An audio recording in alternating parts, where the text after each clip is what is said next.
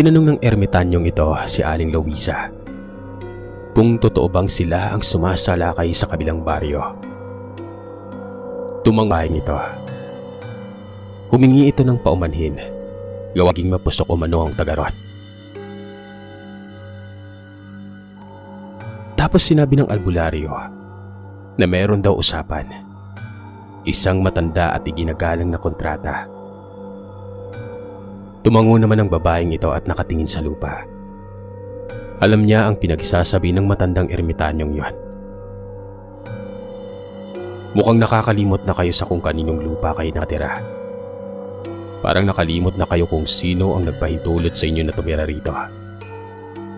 Matagal na ang nakalipas. Baka naman kailangan nyo ng isang munting paalala. Halatang natakot ang babae sa tinuring o sa sinabi nitong ermitaryo na ito. Sinabi ng babae na naging makalimutin nga sila. Humingi ito ng paumanhin at tinawag ang matandang yon sa pangalang Mang Salazar. Ngumiti ang matanda. Halatang natuwa sa pagkilala ng babaeng ito. Nabalitaan ko ring may bumiktima sa pinakamamahal kong apo sa tuhod, si Rebecca. Napalunok ang babae nang marinig ang pangalan yon. Paano ba naman? Anak niya mismo ang bumiktima sa mag-inang ito.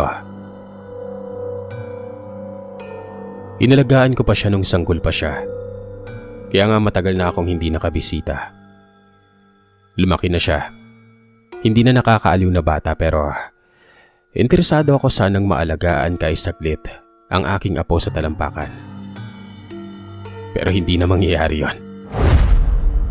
Nag-iba umano ang timpla ng mukha ng ermitanyo. Naging malupit na linya ang kanyang bibig.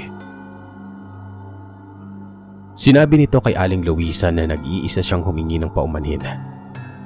Napakaraming paumanhin umano ang kailangan ng ermitanyo na yon. Nanahimik ang lugar. Sa sobrang katahimikan, malamang ay maririnig ang pagbagsak ng karayom. Napahiya umano ang halos lahat ng nakakarinig.